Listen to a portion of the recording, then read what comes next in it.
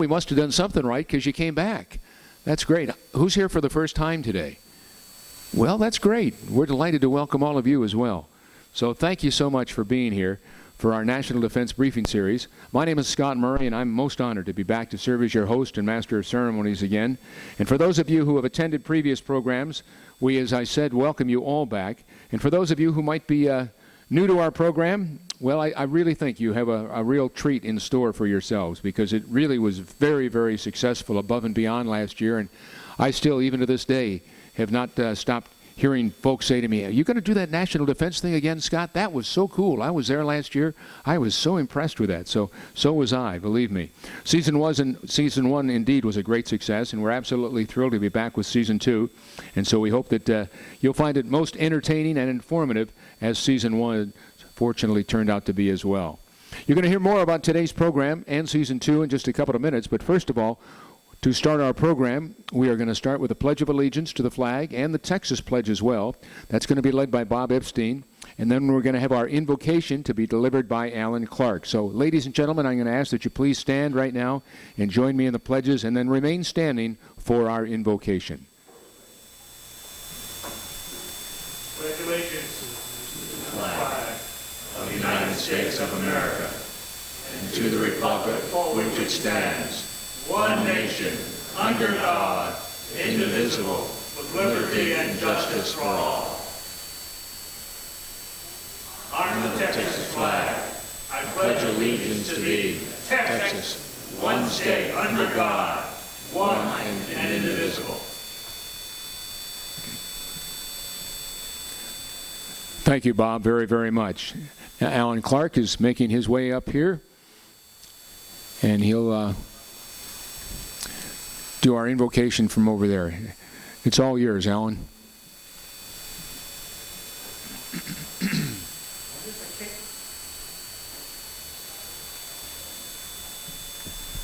That's right. There it is. Here you go. Just a sec. Let me give you this one. On this occasion of our gathering of patriots who love our America and are generous to support the myriad of worthy organizations represented tonight, we ask our Lord's blessings on our homeland, our community, our military, and their families. We thank you for the sacrifices of blood, sweat, and tears that have built and preserved our freedoms. Bless our provision, those who serve us, and those who prepared for our assembly. In the name of the God of Abraham, Isaac, and Jacob. Amen. Amen. Good. Thank you very much. Ladies and gentlemen, please be seated.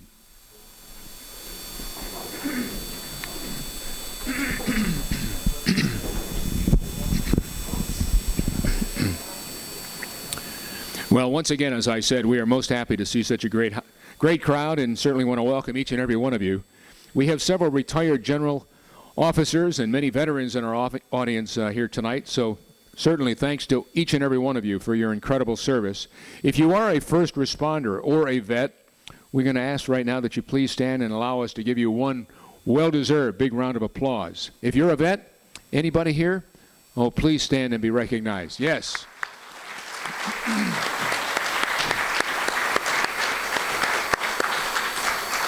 Thank you again so much for your incredible service. We also have with us some elected officials. I'd like to have them stand as well if you're an elected official. I know that General Al Zapanta from Irving is oh, there he is over there. I saw him earlier. Gentlemen, I don't have your name, sir? Okay, and you, sir? Okay, good. Thank you. Are there any other elected officials that were too shy to stand? All right. Okay. All right. Well, we're delighted to have you all here. All right. Well, I was really excited to hear that we were going to have another 50-50 raffle, because we did one of those last year, and somebody walked off with a lot of money last year. I think they we raised I think it was $150,000 just from the people that were here, and they went home with $75,000. Is this working? I just wanted to see if the microphone's working all right. Okay, as long as you're all still paying attention. But we did not have any raffle tickets till about 10 minutes ago. And they had not been delivered, and they were supposed to have been delivered earlier today. But we did get our raffle tickets.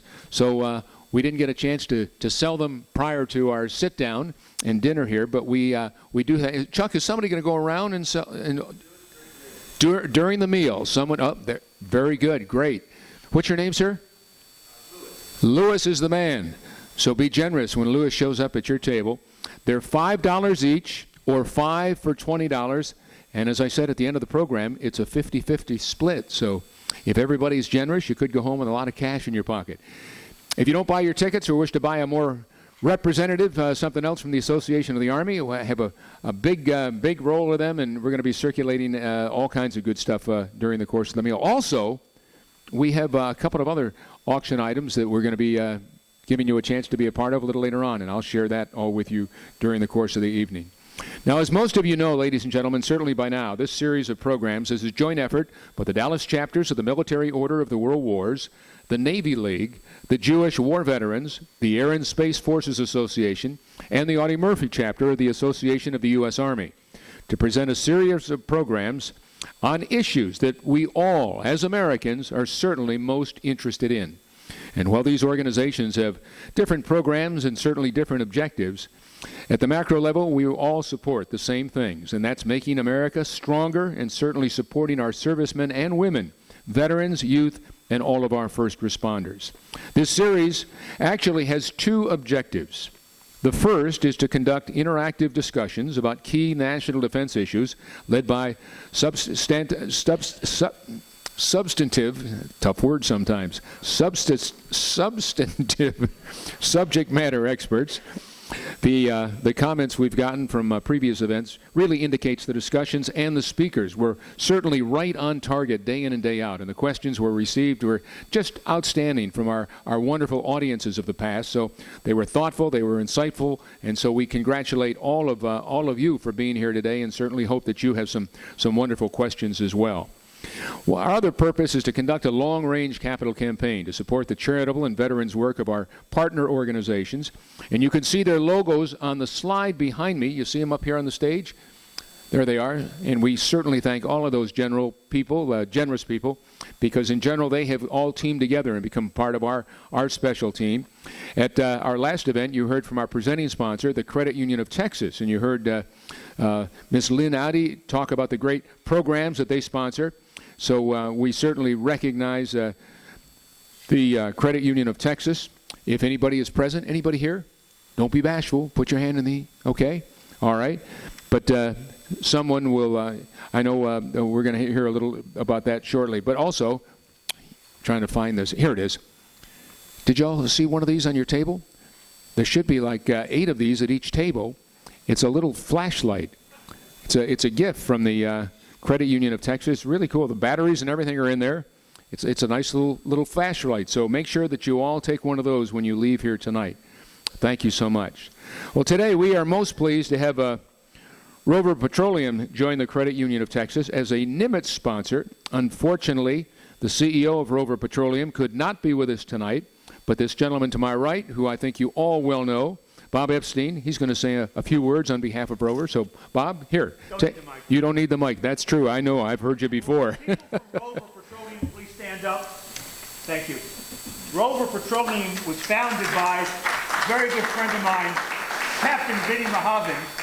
Thank you very much. He served, West Point graduate, served the U.S. Army, saw combat, retired, came back, and joined the reserves. So, briefly, Rover Petroleum, which is a very substantial sponsor of this event, is an upstream oil and gas company headquartered in Dallas. They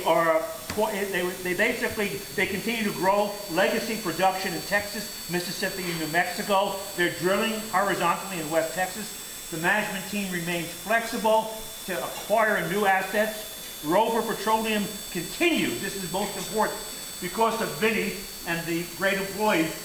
One of their major objectives is to support patriot education, to support active reserve and military, support law enforcement and veterans through both active activity and charitable pursuit. So we want to thank you again, Rover Petroleum. Thanks again.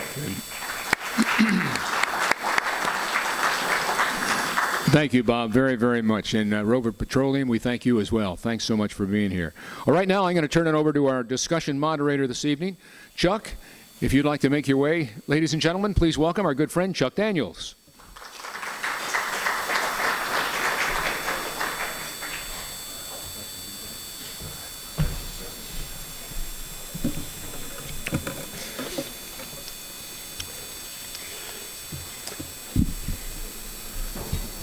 Please continue to enjoy your salads. I want to briefly mention some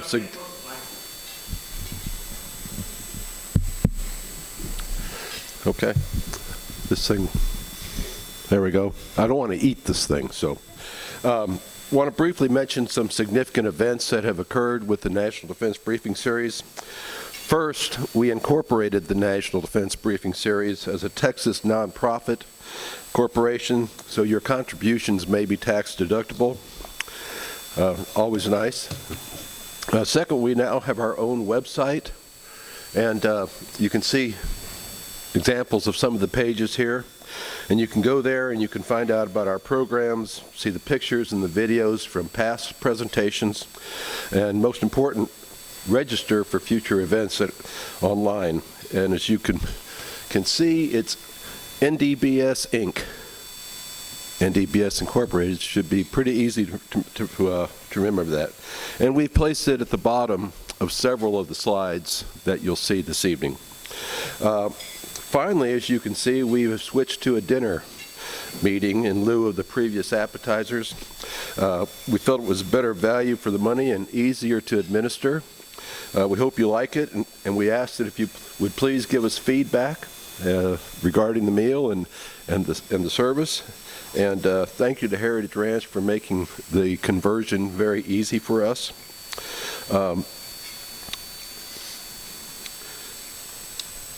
Scott, I think it's back to you. Okay.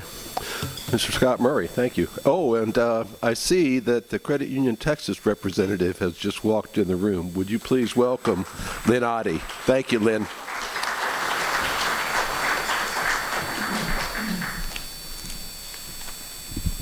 All right, Chuck, thanks so much. And I see some of you have begun your salad. That's exactly what we need you to do. So go ahead. They're going to be giving us a cue in the back there to wrap it up so they can bring out your meals as well. As we move forward, ladies and gentlemen, today our topic is changing methods of war in the modern age. And there couldn't be a more apropos topic for the world we live in today. I think you'd all probably agree with me on that. And we are certainly honored to have with us a speaker with a deep expertise on the topic. Colonel John Antal is, well, I tell you what, he's a special man, and so we're going to hear from him shortly. But in the meantime, I'm going to turn the microphone. It says I'm going to turn the microphone back over to you. So, so do you have? You're going to introduce our program and our speaker, and but first, I'm going to say a few words about our agenda. So stand by. Just a few minutes. We're going to have a great dinner prepared by the outstanding Heritage Ranch staff. So please feel free to start on the salad course, as I just mentioned a short time ago. You should have a tent card with your meal selection of meat, chicken, or fish. You'll notice that we have a no-host bar in the room. So if you'd like to make your own beverage other than tea or water, go for it. You can serve yourself on that. When the main course is complete, we'll begin the evening's program while you enjoy your dessert. And there are two choices for dessert, carrot cake and red velvet cake, served at alternating seats. And if you happen to be seated at one and you don't like what you've got in front of you, just let us know and we'll make sure that you get the other dessert as well. During the rest of the evening, though, I'm also been asked to make you aware of the fact that the bar will remain open. We're going to make an announcement 10 minutes before the program starts so we can plan a little break for you. If you need to take a restroom break, we'll do that shortly. In the meantime, because discussions like these generate lots of questions in consideration of our speaker's time and yours, we're going to have a hard stop of 7 o'clock tonight. At 7 o'clock, whenever the questions run out. And once the program is concluded, you're welcome to stay and use this as an opportunity to network and certainly talk with our guest speaker and the representatives of our sponsoring organizations. And you'll also notice that they have tables around the room, so please stop by and pick up their material, and please consider the sponsorship opportunities that will be explained, and Bob mentioned a couple of them earlier. Finally, the 50-50 raffle. We're going to be around selling those tickets shortly. And also, we have a little live auction coming up a little later on as well. So it says here now dinner is served, and you're going to go ahead and do that? Or right now? Okay. Go for it.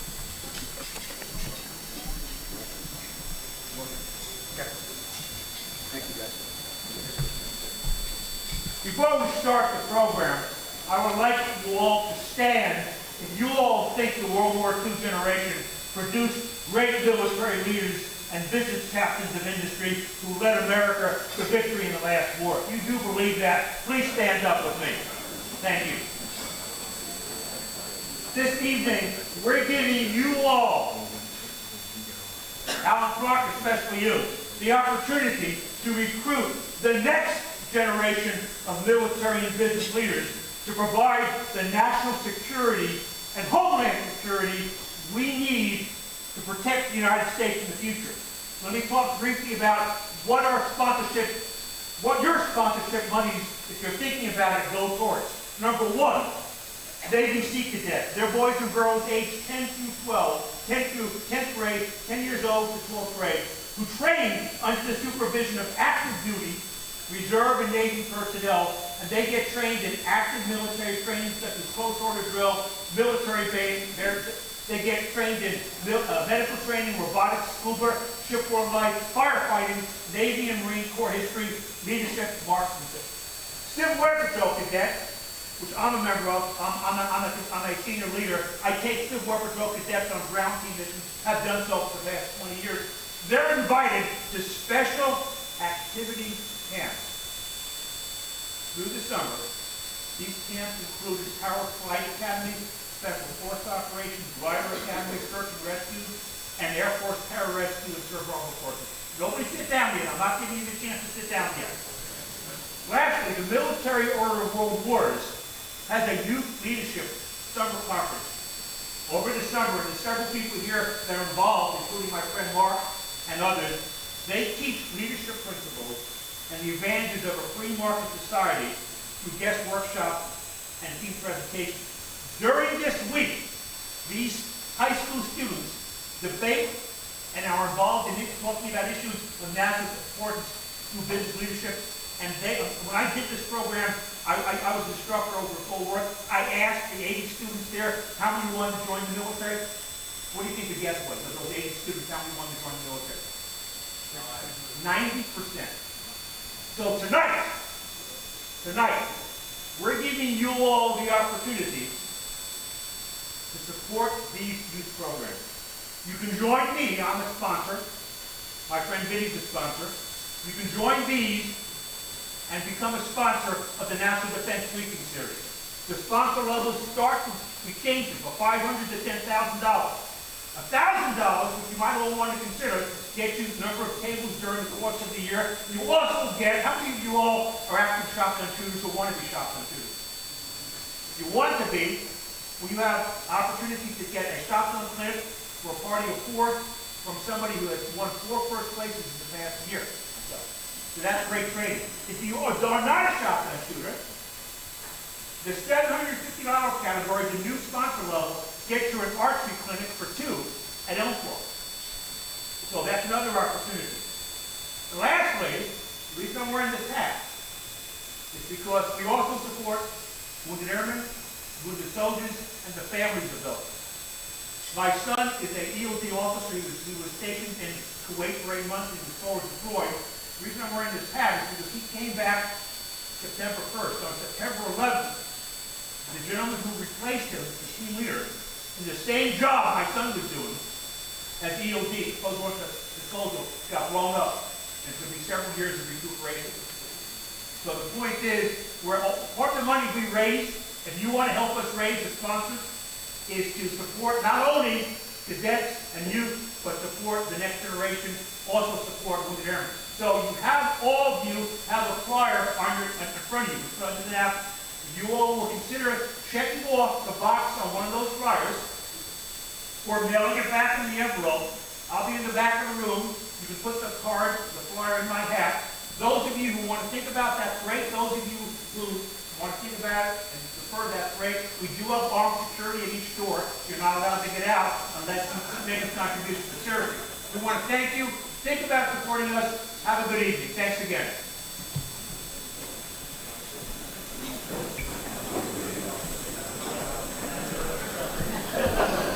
All right, ladies and gentlemen, dinner will be served momentarily.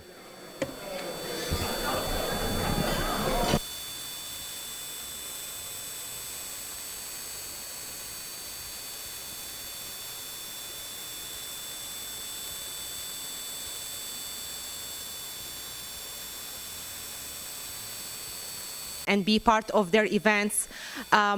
I don't know how much you know about Credit Union of Texas, but we are trying always to support our first responders, veterans, and that's why I want to mention, I don't know if there's any veterans here, I am planning next month on Veterans Day, I know not the same day, the day before, I think the 10th and the 9th, we're going to make a recognition for our veterans in 3 of our locations, Plano, Las Colinas, and Richardson. So there is several times we sent already invite to, I know the director of North Texas Veteran Center, I think, and other people, they sent invite already with links that you can register. We're going to recognize in each location 2 veterans and give them awards. The mayor of each city will be there to recognize them and thank them for their service as well. So please, if there's any veterans here, just join us those days. You can, again, you can see if you need any information, just I can give you my email address and my contact information, so we can I can tell you what to do. One more thing regarding the Bob, he was talking about sponsorship here and the youth program that he's working on. We would love always to support our youth with money, and I can offer something else. I am working on financial literacy with the all youth and adults as well. So if you would like to do some financial education for them, I would love to offer that as well. And I would love to do it as lunch and learn. So I can bring our food truck that day to offer lunch to everyone and do financial education for them. Thank you again. And by the way, don't forget there's a little tiny gift on the table. That's from Credit Union. Please feel free to take it with you. Thank you.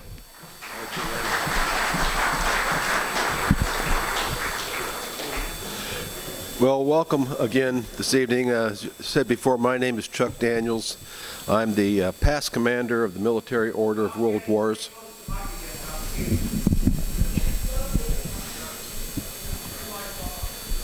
Is that better? Can you hear me in back now? Because I'm practically eating this thing. So, okay. It's going to be my honor in a few minutes to introduce our guest speaker and to moderate the discussion when the Q&A period comes up.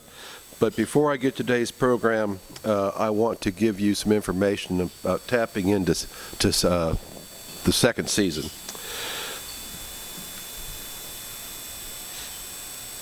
I'm trying to change slides here. So there we go. All right. So coming up on December 11th, our presentation will be titled Space, a Warfighting Domain.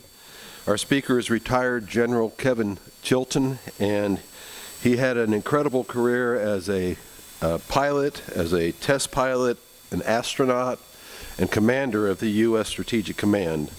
He's a leading advocate for space and is one of the smartest and most articulate guys that we know of. So the registration is active and online at the NBS Inc. website for this presentation on December 11th. I encourage you to go sign up.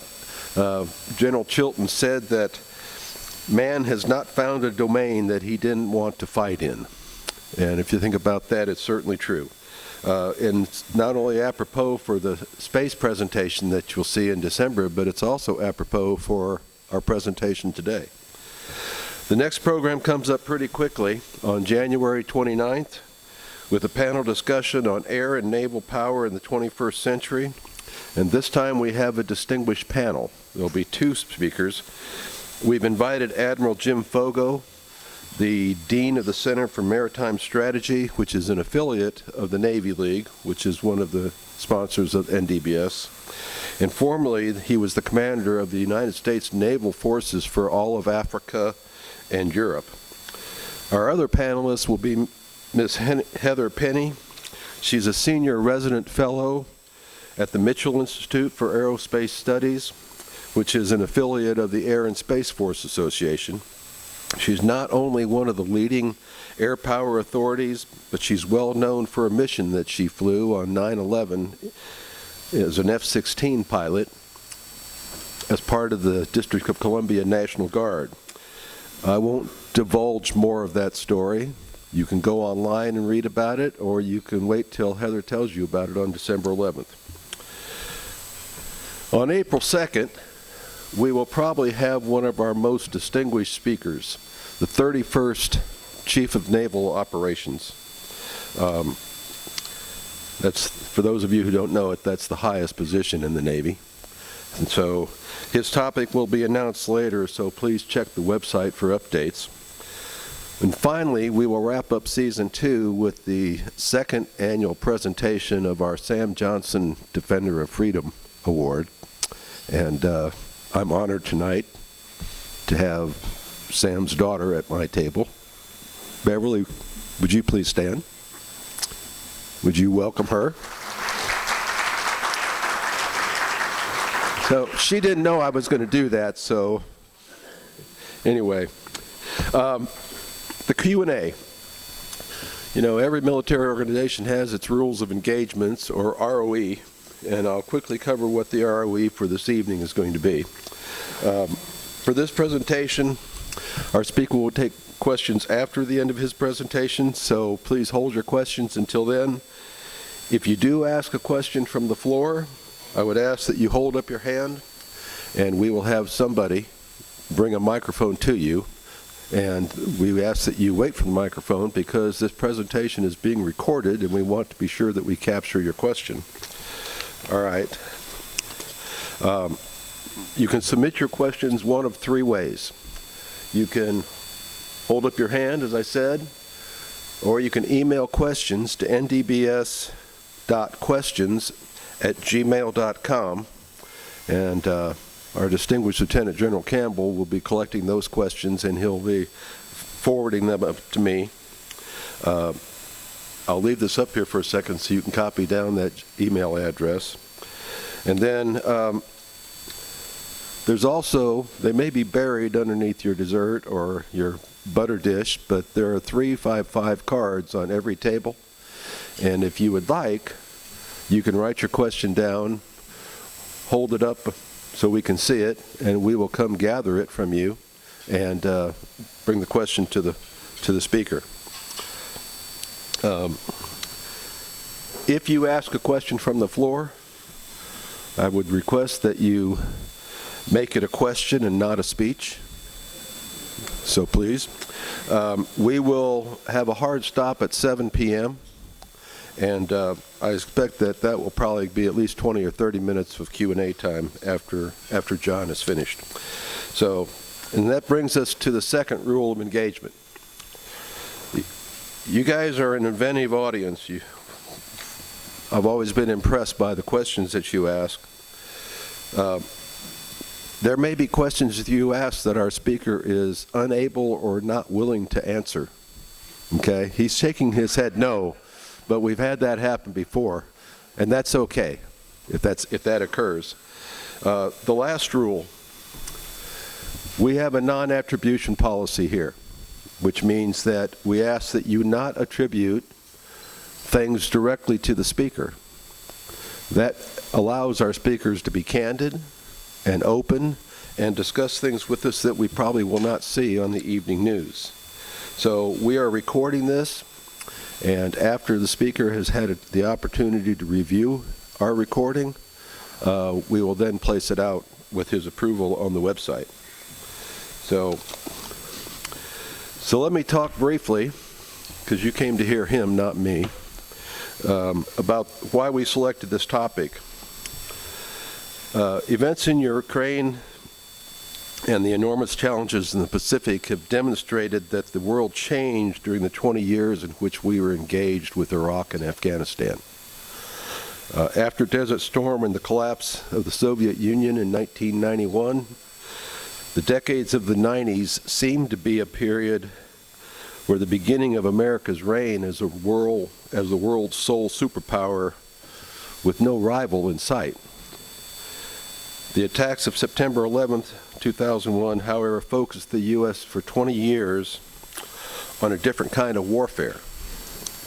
And when we pulled our last forces from Afghanistan in 2021, we realized that our traditional and aspiring adversaries had spent 20 years studying the things that had made America military great and the best in the world, and they had developed strategies to counteract them.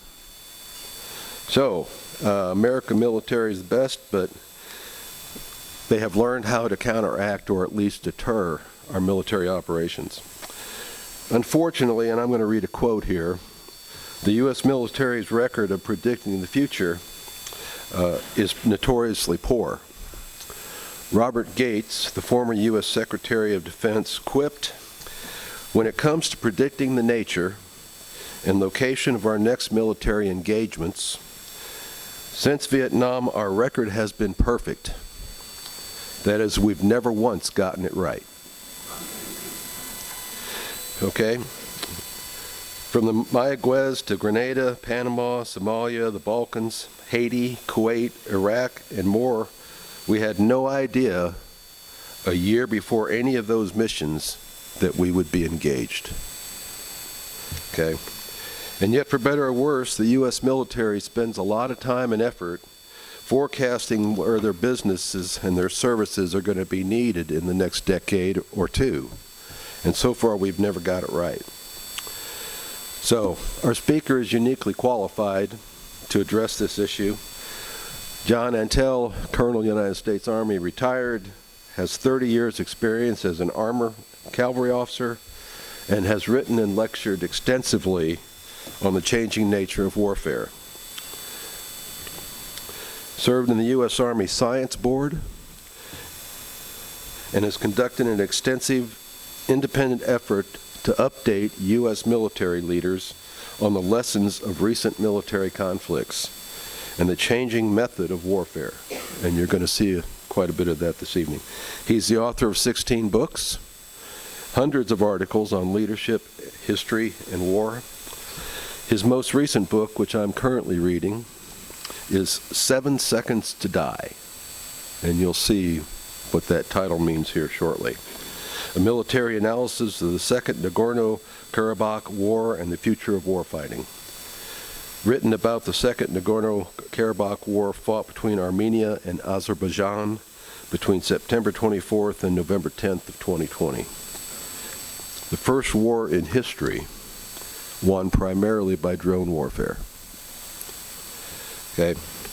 If you wish to buy this book, John will be selling some of his books at the back here, and I encourage you to do that. Again, you can send questions to us at the ndbs.questions@gmail.com, and again, we'll have a hard cutoff at 7 p.m. Please welcome Colonel John Antal.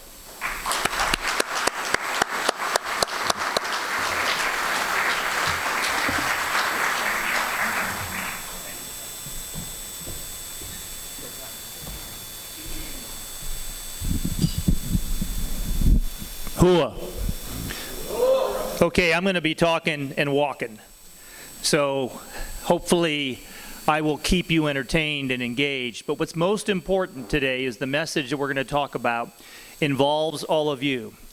An evil man once said that you may not be interested in war, but war is interested in you. And therefore, understanding what's happening in the world and how this warfare is changing is crucial to understanding what's happening to you and to your community and our nation. So, the war is changing. We must adapt to the changing methods of warfare. First of all, no affiliation. I don't work for anybody. I am not working for the U.S. government. I'm not working for any of the defense contractors. I do this because I care about my country, my military, our servicemen, and what I want us to win the next fight. Now, this is my 133rd presentation. for free, pro bono, that I do this because I talk to small groups, special forces teams in Fort Bragg and over in Europe. I do Zoom conversations and MS Teams conversations which are 90 minutes long, or sometimes 2 hours. I've talked with the Chief of Staff of the Army for an hour and a half, one-on-one, the Senate Armed Services Committee. All of this, I do this because I care about my country and I care about our Army and I care about our military. And I want us to win, and we're not ready. We have a dangerous capabilities gap in so many areas, and we need to pay attention. We need to wake up. So, hold on, if you would mind. Back up, please. So my purpose is to raise your awareness of the changing methods of warfare and inspire our military and their military leaders to act in time. Now, the first time I gave this presentation to all the assembled Army officers, general officers, at the Senior Leader Review, which was in December of last year, apparently many of the things I talked about they hadn't heard before. Now, these guys are smart guys and they're all busy. They're doing a lot of things, but we have to pay attention to what's going on. And we have to be reading, and we have to be thinking, and we have to be wargaming. Next slide, please. Hit it.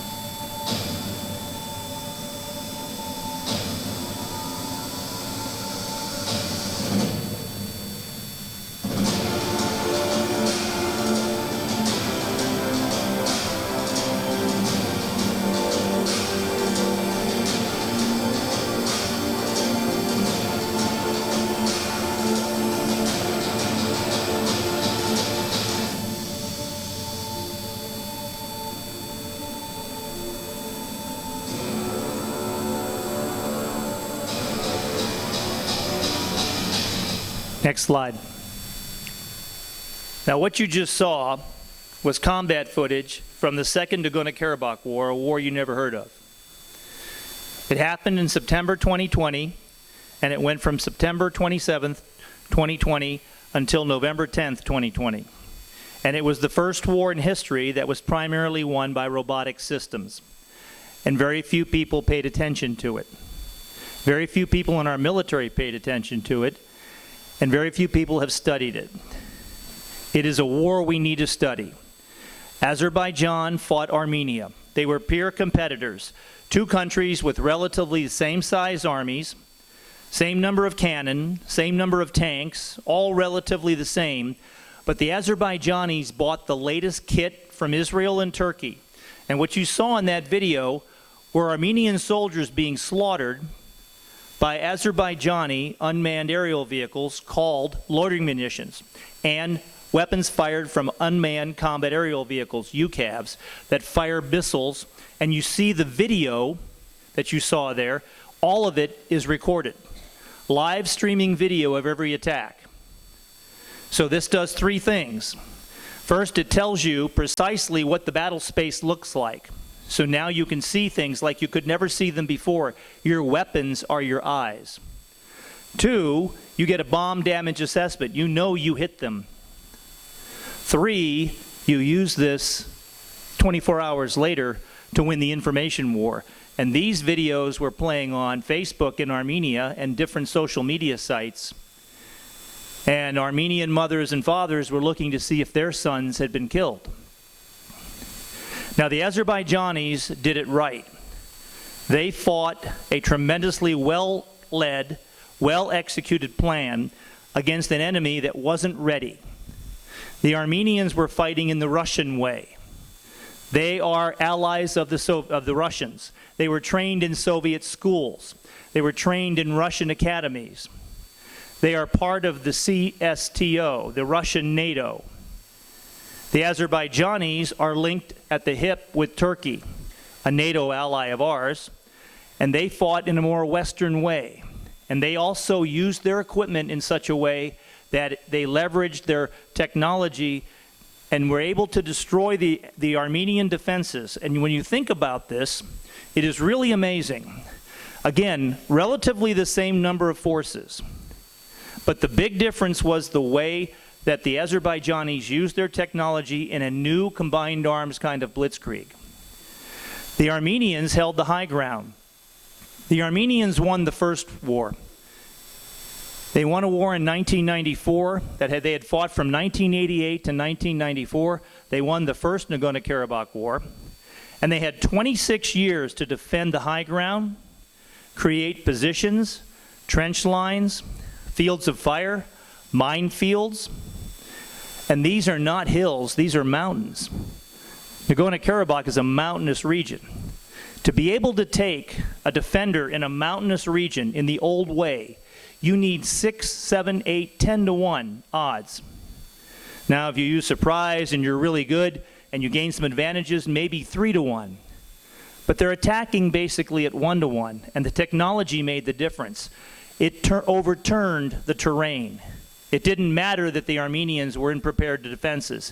It didn't matter that the Armenians had the high ground. Now, these are the top warfighting disruptors that I teach and talk to our leaders about, and every one of them is about an hour-long presentation. We won't go into all of them, but what I will do is talk about the first 3. Transparent battle space, the first strike advantage, and then top attack. Tempo of war we'll talk about later. Fully autonomous, kill web, visualizing the battle space, and decision dominance. These are the changing things in warfare that make war totally different from what you've read about World War II. Now, that doesn't mean that leadership doesn't matter. Leadership always matters. It doesn't mean training doesn't matter. Training does matter. But one of the things we're very good at in our Marine Corps and in our Army, particularly in the Army, is combined arms operations. We will never get into a combined arms fight like we used to because the enemy will kill us at distance in the future. So everything is changing. Next slide. So, I'll tell you what, back up one. So let's talk first about the transparent battle space. What does that mean? The transparent battle space means that you can be seen anywhere in the battle space. We no longer call it a battlefield.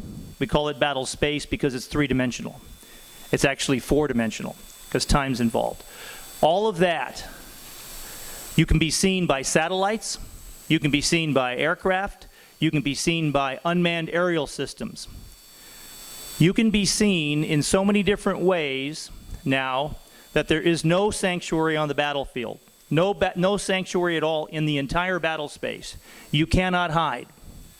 For instance, in Ukraine, over 70 Russian command posts have been destroyed, hit by long-range precision fires, found by sensors, and destroyed by long-range precision fires since the start of the war. That's battalion, brigade, corps, army headquarters destroyed. If we had lost that many headquarters in our Army and our Marine Corps in a 7 or 8 month period, with all the losses involved with dead colonels, dead generals, over 14 Russian generals killed so far. If we had lost all of that leadership, who would be leading our forces? This is a challenge the Russians have today. And they don't have an NCO corps, non-commissioned officer corps. They lead with their officers. And their officers are dying because they're being found. So the battle space is transparent. The enemy can see us, the Chinese can see us as we move out of Fort Hood. They can watch us as we get onto ships. They can easily follow a ship. A ship has a wake and a satellite sees it and knows exactly where everything is. Our submarines are even having trouble hiding. They have to go to extraordinary measures. But if you're on the surface of the sea or the surface of the ground, or if you're in the air, you can be seen. And the only thing that'll keep you alive is your ability to mask. In other words, your ability to deceive the enemy sensor network and disrupt the enemy targeting system. So sensors are proliferating the battle space. Soon, we will have sensors that will be microchip-like, that we will just shoot out of artillery shells, and they will fall like snowflakes everywhere. And all of those will talk to everyone. They'll all be networked, and you'll know where everything is most of the time. Now, that doesn't mean that in warfare, deception isn't important. It's vital. And that doesn't mean that you can't find ways to mask your forces. The Ukrainians, for instance, have done a very good job of masking their main attack, which was in the northern area this last couple of weeks ago in late August, early September, and hinting that they were going to go to the south. So they were very good at their OPSEC, their operational security, and very good at masking. And masking is the full spectrum, multi-domain effort. That means land, air, space, sea, cyber, multi-domain effort to deceive enemy sensors and disrupt enemy targeting. Our challenge is that the term masking does not exist in the military lexicon. In the U.S. military, the term masking doesn't mean anything to an officer, to a leader. We're trying to change that. There's an old quote. Some of you have heard this. Amateurs study tactics. Professionals study logistics. But in the 21st century, masters of the art of war, they understand tactics, they understand logistics, and they understand masking. Because if you can be seen, you will be killed. You have to find a way to deceive their sensors, and you have to find a way to disrupt their targeting. You saw the video. The Armenians could not deceive the Azerbaijani sensors. They were hunted day and night. Those loitering munitions will fly overhead for 6 to 12 hours looking for targets according to their targeting parameters. Most of this is fully autonomous, so you don't have to even have an operator doing anything. Once the operator gets a signal from the loitering munition that they in fact have seen the target that they've been told to destroy, a tank, an artillery gun, they then get a message, and that operator pushes a button, and then the loitering munition, which is flying way overhead, comes down at terminal velocity and strikes top down. And you saw target after target with their infantry. I have watched hundreds of these videos from Azerbaijan, studying them. Everything I do is open source intelligence, studying these videos. And every time you can see their air defense systems, their artillery systems, all destroyed by these robotic systems that Azerbaijan had. And their counter to this was they couldn't shoot them down. They were too slow and too small to see. So their air defense systems, which were maximized for aircraft, high-speed aircraft, and missiles, they couldn't see these small unmanned combat aerial vehicles and these loitering munitions. Warfare is changing dramatically. We're not keeping pace with it. How many of you know how many loitering munitions we have right now in U.S. Army and U.S. Marine units organic to those units? How many would say we have 100 units that have them in there? Raise your hand. How many would say we have 10? Okay, if you said 0, you'd be right. Azerbaijan has a greater capability and demonstrated it than we have in this particular area. Now, we have other things, and everyone says, but we have a great Air Force. And we do. And we have a great Navy. And we do. But if we fight a peer competitor, they may be pretty busy fighting the enemy's Navy and the enemy's Air Force. And right now, when you look at what's happening in Ukraine, you'll see that the Air Forces have not played a very important role. Now, there's a lot of reasons for that. One of them is the sophistication of air defense systems today. The air defense systems are pretty good. Russian air defense systems are pretty good. Ukrainian aircraft have been shot down again and again. Now, we would say those are old systems. They didn't apply to the right tactics. All of that could be true. The bottom line is we must learn from the wars that are happening right now. And the war that happened in 2020 against Armenia and Azerbaijan and the war going on in Ukraine give us some lessons that cause us to pause, and we should be thinking about them. Now, the next thing, first strike advantage. Think about the situation the United States will be in. We have forces in Romania right now. We have forces in Latvia, Lithuania, and Estonia. We have forces in Poland. We're not going to attack Russia. We're not going to have a first strike against Russia. I can't imagine that. We're not going to have a first strike against China. I can't imagine that. And I've talked with many leaders. Now, you might say we should do something, this or that, but quite frankly, our policy is we're not going to be striking these guys first. However, our forces, our conventional land, sea, and air forces will be in places where the enemy will be able to strike them first.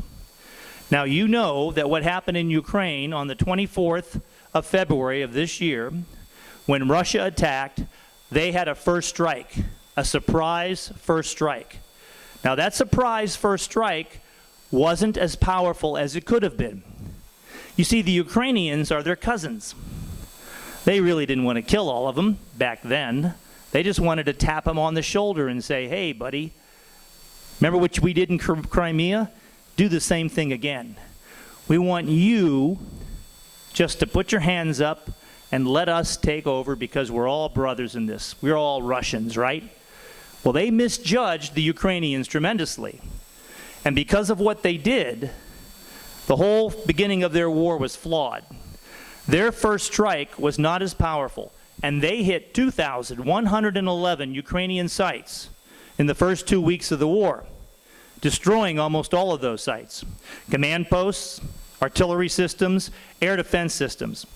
And the priority for attack for the Azerbaijanis against Armenia was similar to what the Russians did against Ukraine. First you take out air defense, then you take out electronic warfare, then you take out command and control, then you take out artillery, then you take out tanks, then you take out armored vehicles of all kinds, then you take out wheeled vehicles of all kinds, and then you hunt troops. In the video that I showed you, the Azerbaijanis, by the middle of October, were hunting troops. They had already destroyed the Armenian air defense in the first 2 days of the war. So the first strike by Azerbaijan was super powerful and very effective. The first strike by Russia was not. What do you think China learned from that? If China decides to go against Taiwan, then they will learn that the first strike must be absolutely overwhelming. It must be everything they have. Who makes most of the drones in the world? China. 80% of the industry in the world for drone production is in China. So they have the ability to ramp up if they so desire. Now, we don't want to talk about an enemy that's 10 feet tall. We thought the Russians were really good, and look how incompetent they've turned to be in many of the actions that they've demonstrated. The Chinese army hasn't fought anybody lately. The last time they did was 1979 against the Vietnamese. And that didn't turn out too well for them. They declared it a victory, but it was a bloody nose. So the Chinese haven't fought a war in a while, so we don't know how well they'll fight. And, as you know, we've pledged to defend Taiwan. Right? Maybe, kind of. Did we? I'm not really sure. But the neat thing about that is neither are they. And so, therefore, they have to count on us. They have to count as if we will defend Taiwan, because if they don't, they're stupid, right? Now, in World War II, the Japanese wanted the oil to make their army and their navy continue to run, and they needed it for the industry in Japan. So they needed the oil fields in Indonesia and other places that were held by British, Dutch, and French. Well, there was this one navy that was in their way, and some army forces, pesky army guys out there in the Philippines, and that was the U.S. So the Japanese, in order to do what they wanted to do, had to move us out of the way, because we were in their way. They couldn't take that oil. They couldn't have those resources with the American fleet out there possibly attacking. So they had to attack first, and therefore Pearl Harbor. So let me give you a counterfactual history example and show you how the changing methods of war are so dramatic. And I'll give this to you in a way that is a World War II metaphor. Imagine right now, in fact, take out those 3x5 cards that you have on your desk or your device or whatever, and think about your answer to this question. This is interactive. Imagine right now that you are Admiral Yamamoto, the Imperial Japanese naval commander, and you know, because you have done the studies, that only 38% of the Japanese dive bombers, who are the best, the Imperial Japanese Navy dive bombers, the best in the world, only 38% of their bombs actually hit the target. That's just the nature of the beast in those days.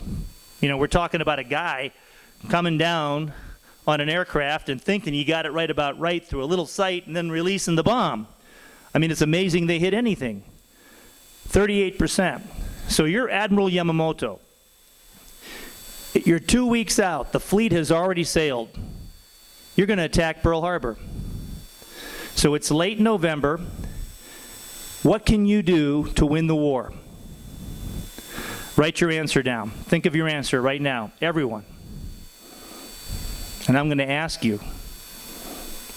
The ones I'm looking at know that they're nervous here.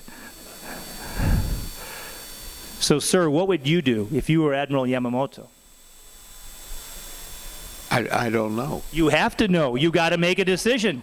Everybody has to think here. You've got to be active. You want to win the war.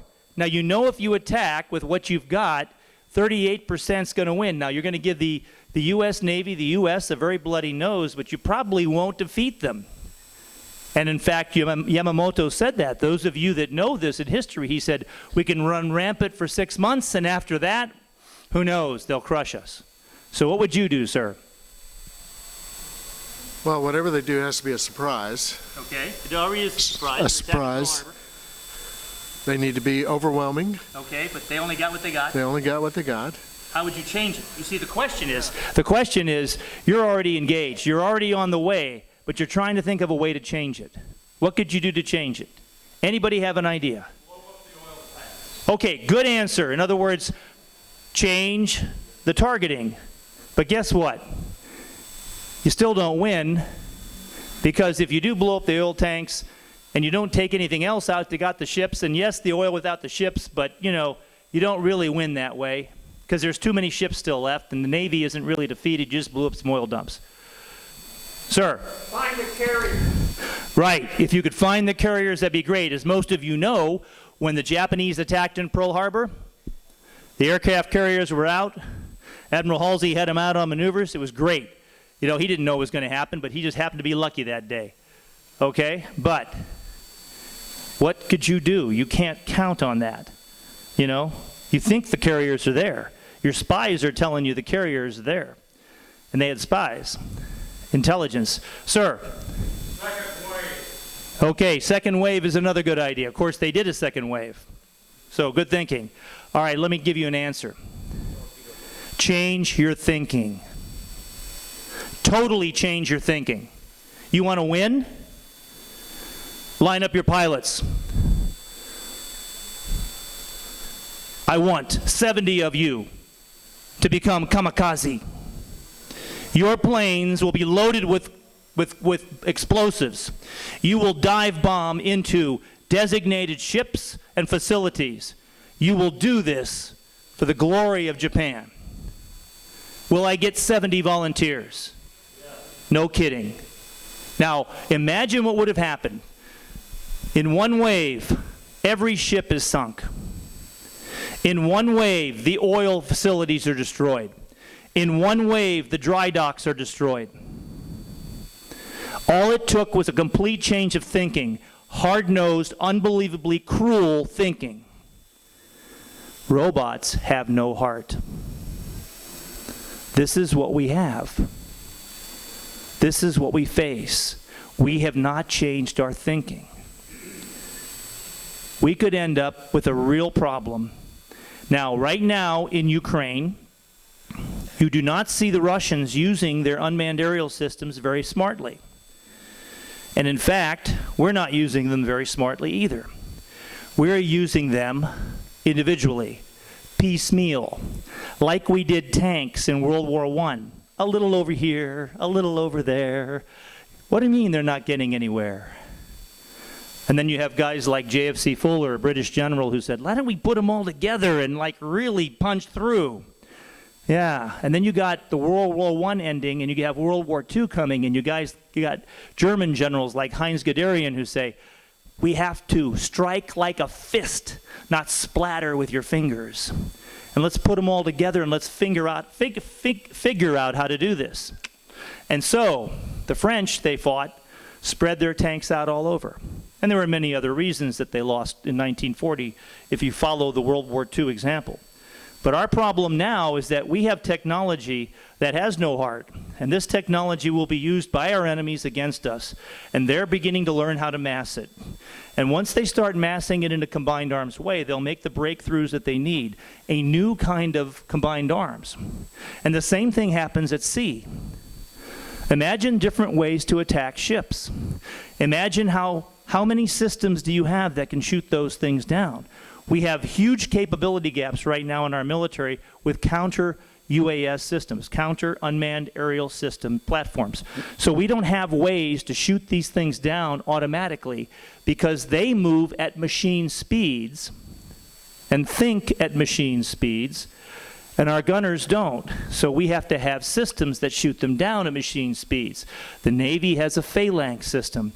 The Army has a Patriot anti-aircraft missile system, a rocket battery system. We have a thing called a CRAM, which takes a whole bunch of ammunition, more ammunition than you can imagine, and we used to put them over the forward operating bases in Iraq and Afghanistan, and they would actually shoot down mortar shells. That's how good they were. But they take so much ammunition, you can only use them in fixed locations. So right now, we have a problem. Our military is expeditionary. We have to go from near to far. We have to get there, and as we get there, we come in piecemeal. Right now, we have small forces in Europe. We used to have 8 divisions in Europe.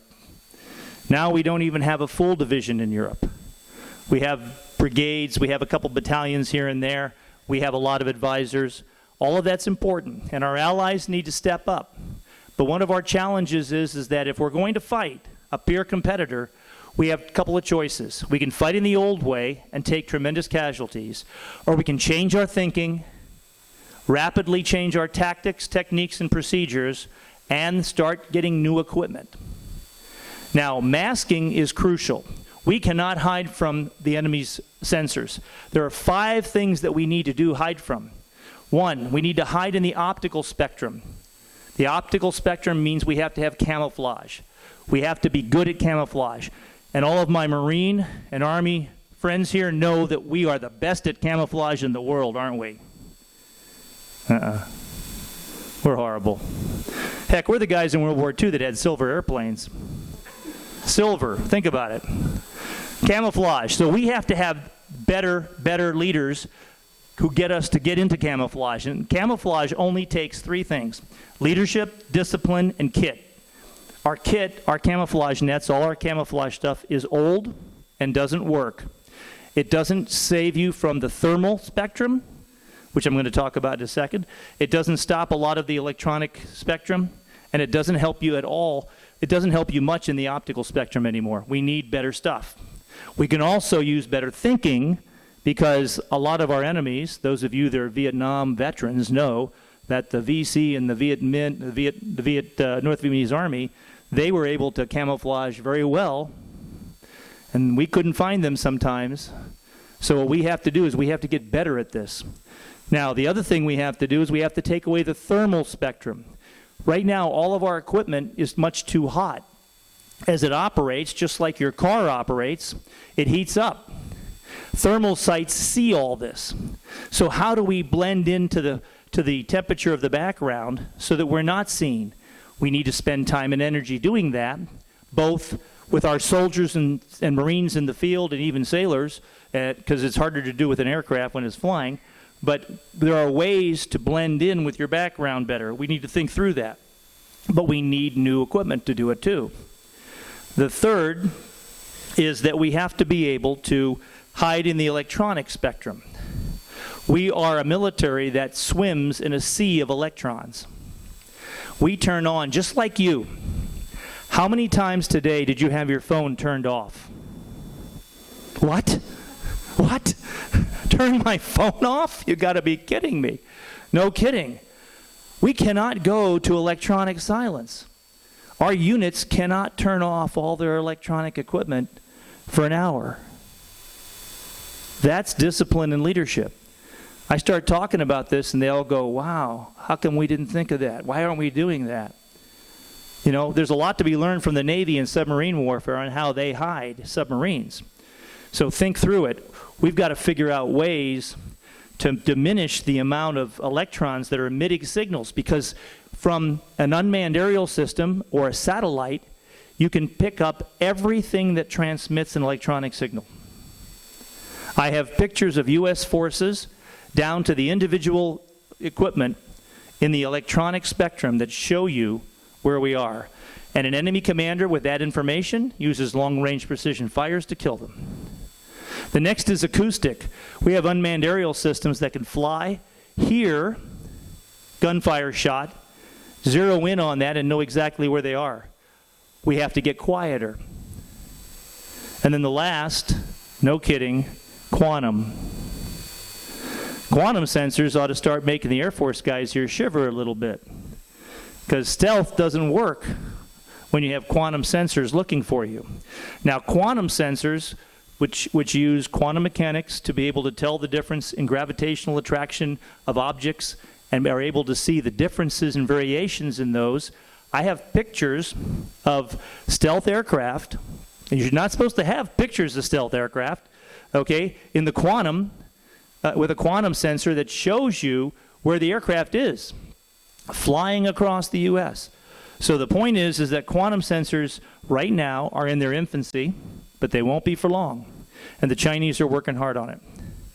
Now, the rest of these are all very important to our military.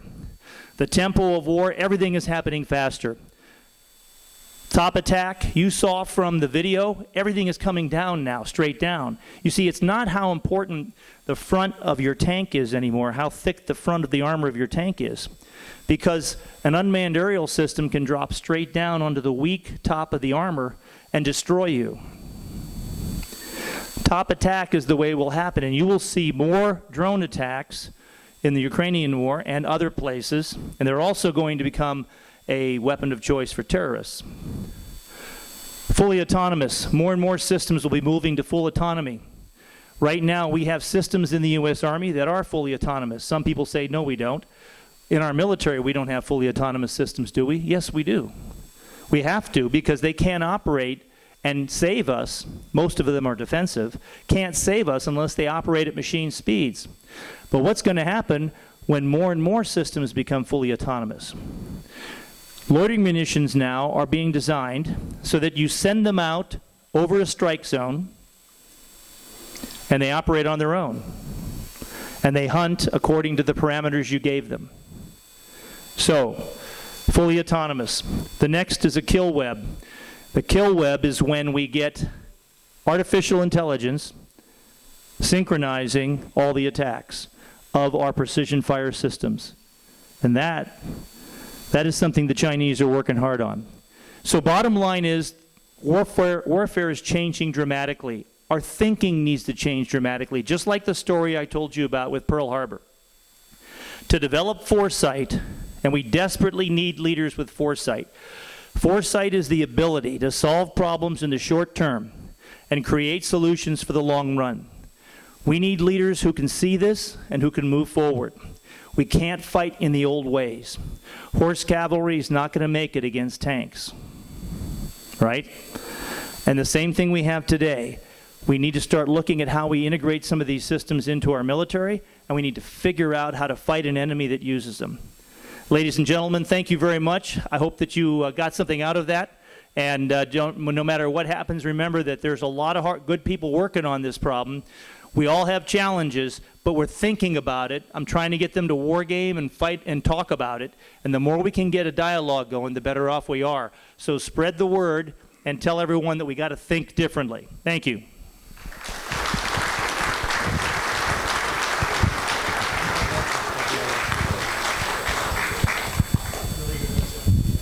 Go ahead. So do we have any questions from the audience?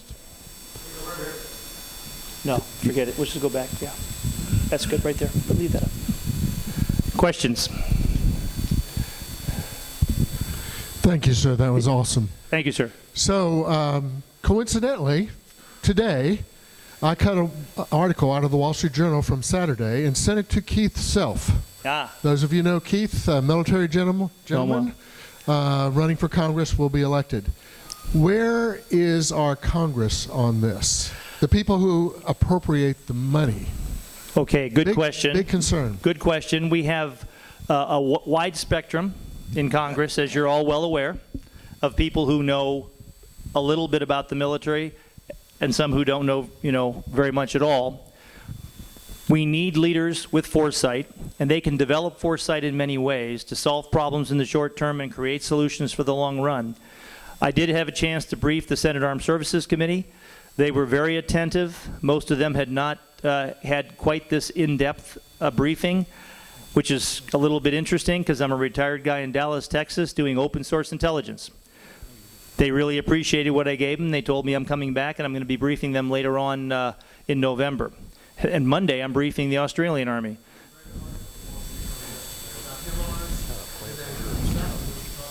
Right.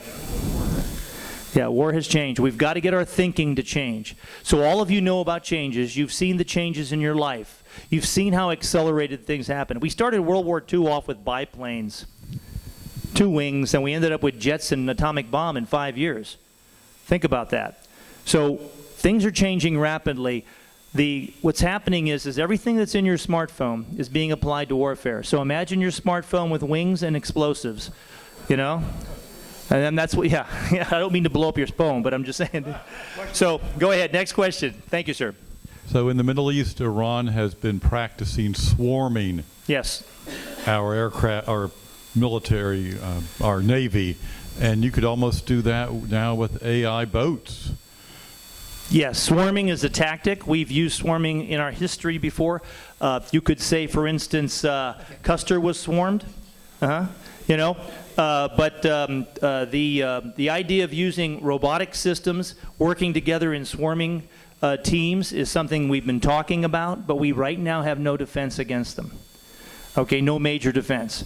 So for instance, when these loitering munitions are attacking you, I saw video after video of both Ukrainians and Christian Armenians trying to shoot them down in their respective wars. And you can't shoot them down with a rifle. You think you're a good shot, I know. You think with your shotgun, where are you, Bob? You think you can knock them out, but guess what? You can't.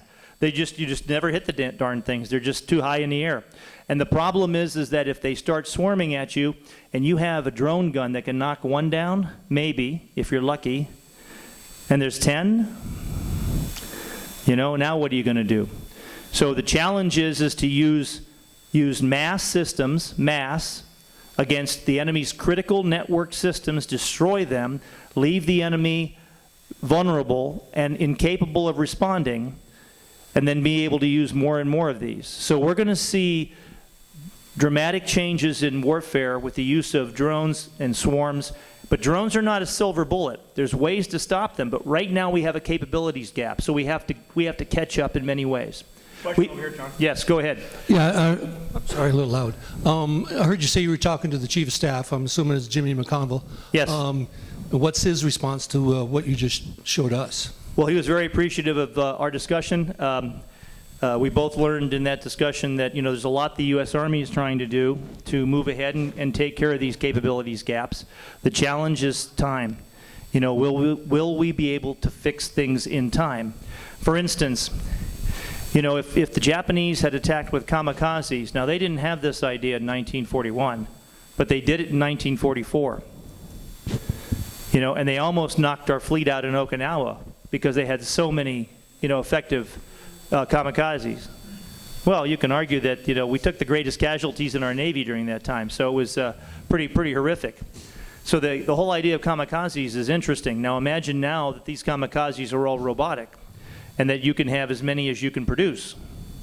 So they can do some amazing things if you have the thought process to use them right. So whether or not the enemy, our enemies, those people who are going to challenge us in battlefields across the world in the near future, are going to use these correctly or incorrectly, we will see. Right now in Ukraine, we haven't seen any ability to really use them, very effectively. But the U.S. Army has some capabilities gaps, and so does the Marine Corps, that we've got to fix, and the Navy as well. For instance, the Air Force is talking about, what the next manned fighter should be. And Top Gun is great, and manned fighters are wonderful, but robotic fighters might also be something we need to really look at and wonder if we have a future manned fighter. Of course, fighter pilots say we've got to do that. For instance, I'm a tank officer, cavalry. I commanded a cavalry regiment, Land Before Time. So imagine we have all these tanks, and I talk to tankers all the time, and I say, the next tank platoon is going to be one human tank and 5 or 6 robotic tanks. And they say, no way. And I say, way. Yeah, because if you think about it, it can be done. And it's a matter of commanding the robots, not controlling them. So you're not going to control them like individual movements. You're just going to give them orders by voice, or maybe by pushing on a screen and telling them where to go. But mostly it'll be like by voice. So a commander would merely say, go in column, go onto line, fire, shoot where I shoot. All these things are possible within our capabilities today, but we've got to change our thinking. Question over here, John. Yo. John, I'm sure Jim. you left the very best for last. Currently, we...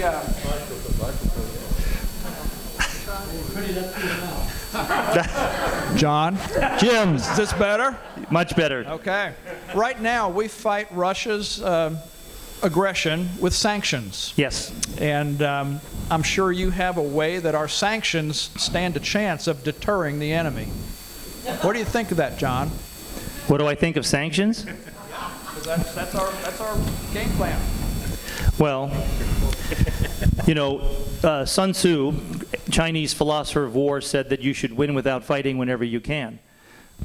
There's a long history of nations and empires fighting enemies with diplomacy, money, duplicity, spies.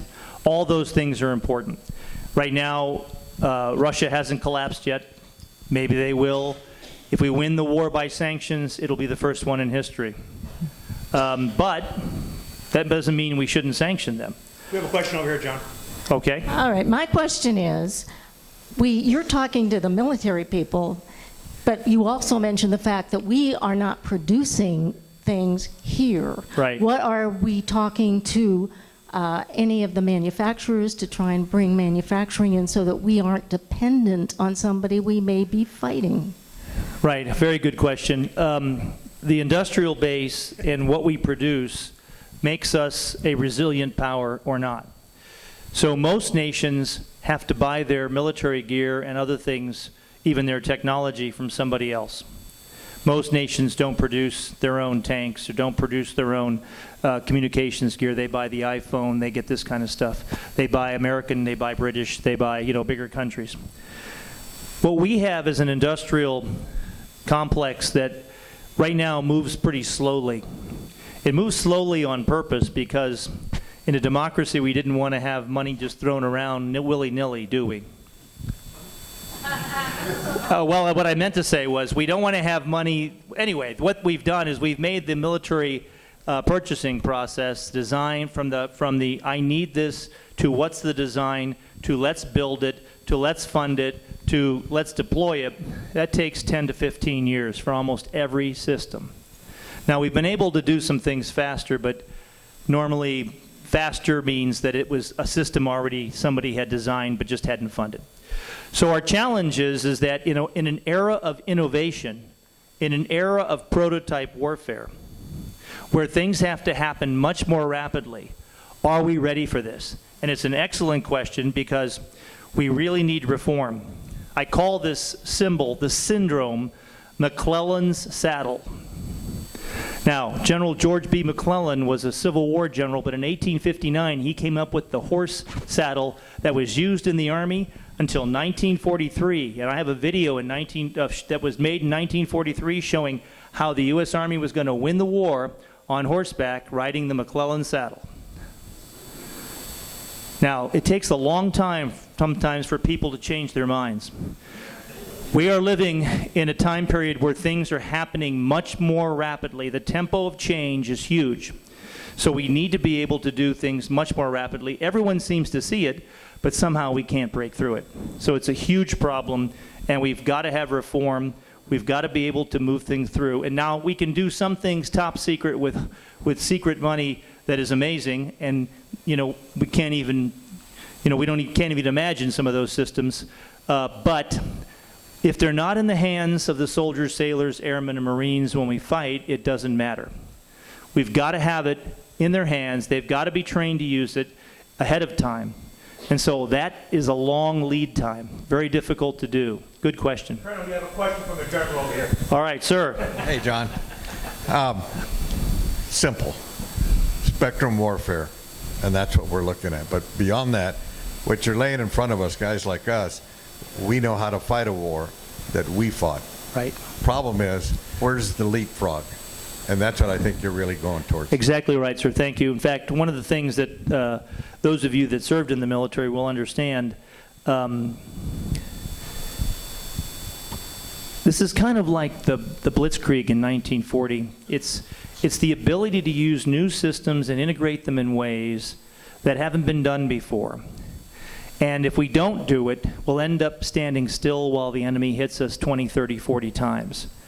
Now, we've been all over the board in this presentation, from basically national policy to strategy to tactics, and it may be a little confusing, so I apologize for that. But when it gets down to actually being prepared to fight and win, what it requires is the thinking mentality to be able to see the world as it is, not as you want it to be. Our challenge is that the way we used to fight was effective for that time. But now it needs to change just as much as World War I was different than World War II. And World War II was different than the war against the insurgents for the last 20 years and the next war. So we have to have people that think. And our leaders need to read. I consistently tell them they need to read to lead. Read to lead. Which brings me to a quote from my very, very favorite, most favorite author. And I think all of you will agree that, Samuel Clemens was one of these guys, Mark Twain, one of these guys who was just amazing. If you haven't read any of his stuff, you should. But one thing you should take to heart, because the quote that he gave on this particular night when he was giving a presentation stuck with me perfectly, and I'll never forget it. He said, "You do not honor an author by reading his book. You honor him by buying his book." Now, I have three books that I want to talk to you about. Leadership Rising. This is a book you want to give your kids, your grandkids, and everybody else, and any leader you know, because this doesn't tell you how to lead. This questions you so you learn how to lead. You learn who you are in this book. If you think you know yourself, you ought to do this book, not read it, do it. Because in this book, you're going to find out who you really are. Now, this book, and I only have a few left back there, 7 Leadership Lessons of the American Revolution. This book talks about the American Revolution and how the leadership in 7 case studies of the American Revolution can help you in your business, in politics, no matter whatever you do. And how this thing was really something extraordinary, exceptional. Why are we an exceptional nation? One reason: we decided to rule ourselves. No one had done that in a long time. They always handed it over to a king. Think about it. That's why we're exceptional. And 7 Seconds to Die. Now, where did I get that title? This is a story about what happened in 2020. This came out, published on the bookshelves 2 weeks before Russia invaded Ukraine. I wrote this because I said we've got to pay attention to this, and sure enough, when Russia invaded Ukraine, everything that was done here is playing out.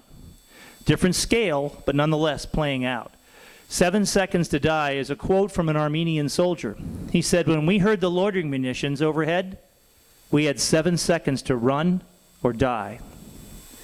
Day or night, because they had thermal sights on these things. They couldn't do anything. If they got out of their trenches, they got killed. So they were frozen in their positions while the Azerbaijanis maneuvered all around them. This book tells you how it works and talks about the future of warfare. So, as I said, you do not honor an author by reading his book. You honor him by buying his book, and I'll be back there selling books, and I take cash, credit card, gold, watches. That's about it. Yeah, any of those things. Thank you very much. It has been very enjoyable being with you tonight. Thank you. John?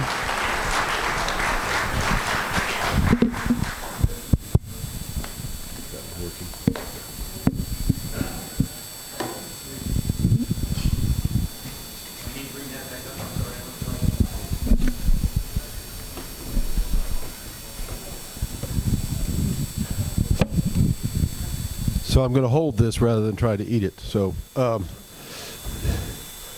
thank you for your remarks, John.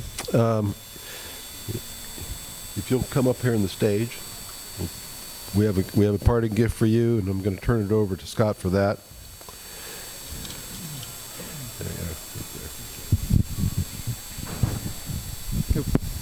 Thanks, Chuck. What we have right now, you're talking about books. We have a little something for you as well. It's entitled All Roads Led to Gettysburg, a new look at the Civil War's pivotal battles, written by Troy Harmon, with an insert listing with NDBS Board of Directors. We also have a, well, here's the book, first of all. Why don't you give that to you? You give him the book. I'll get over here. We also have...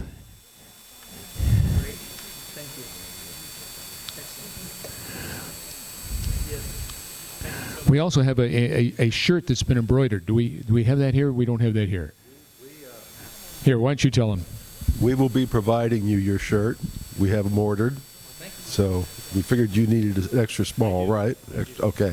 And we will also be providing shirts to the Rover for their sponsorship as well.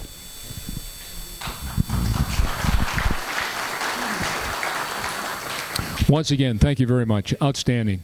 One final time for the Colonel. Let's put our hands together. What do you say? Okay.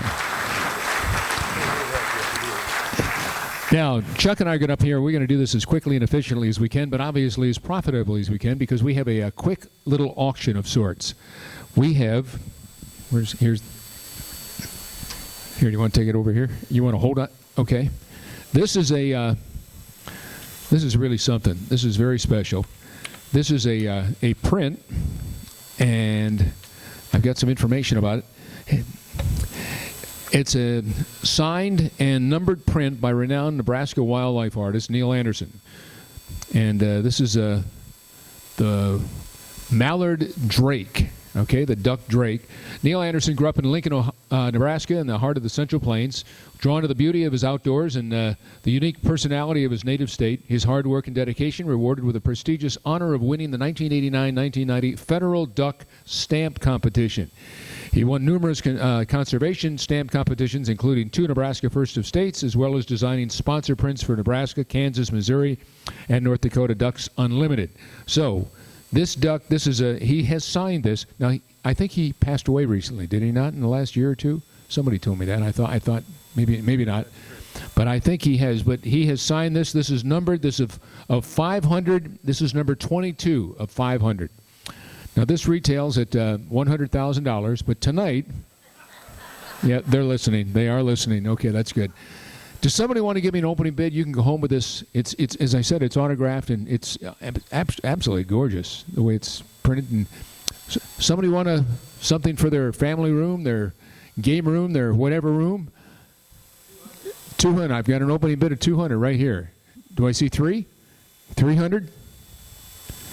Anybody? How many people have been to an auction before? Raise your hand. Okay. We do whatever we can to raise revenue, folks. 200 up front. Do I see 300 any place? Any place in the room? 250? I'll take 2.5. 250. This is a one bid wonder, I think, right here, huh? That's the same. That's the print. Oh, this one up here. No. Well, I don't know. Is it? That's another print for the same audience. That's another kind of duck. That's Donald, and I don't know who this is right here. Okay. Have no idea. This is mallard duck. Is that it? One bid? Well, I'll tell you what. I have 3 more of these. I'll tell you what. We have a bid of 200 here. Does somebody else want to give me a bid of 200? Because look what I've got backstage. Da-da-da-da-da. Am I holding this up the right way? I've got 4 of these. All right. Anybody? No? Well, I tell you what. Ladies and gentlemen, going, sold. $200. Okay.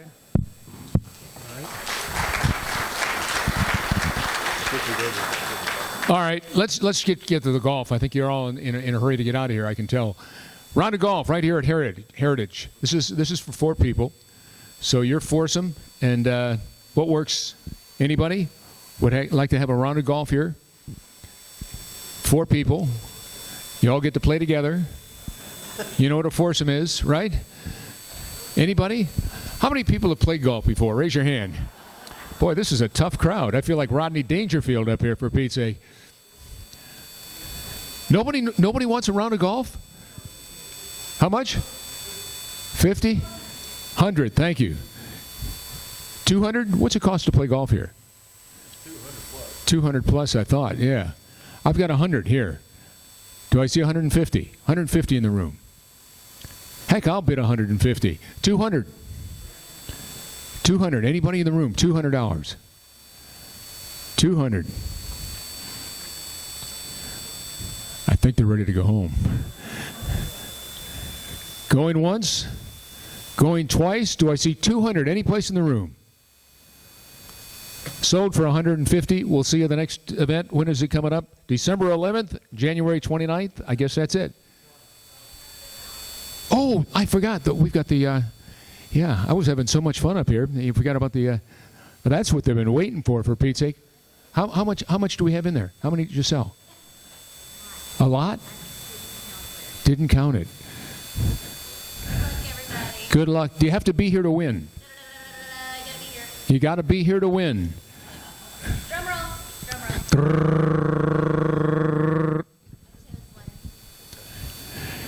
The winning number is 743. You all still in the running? Okay, I thought so. 743 711 711 711 743 711. Have you got it? Are you serious? You can't. Are you serious? Well, isn't that no? Wait, come here. He wants to toss it back to the crowd. What a nice. Thank you. Thank you.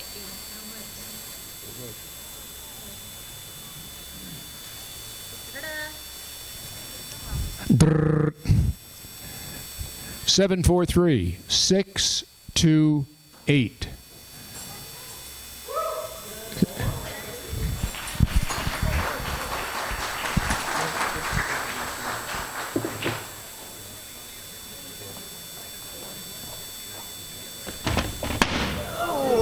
Anybody like to buy a broken? Unbelievable. Oh boy, having a good night tonight, huh? And when you leave here tonight, don't forget my name's Dale Hansen. Okay, yeah. All right. Boy, we're having a heck of a good time here, aren't we? I think is it December 11th is the next. December 11th, folks, right back in this very room. We hope you'll tell your friends and neighbors what a great time you had. Stay safe, and we'll see you on the 11th of December. Thanks, everybody.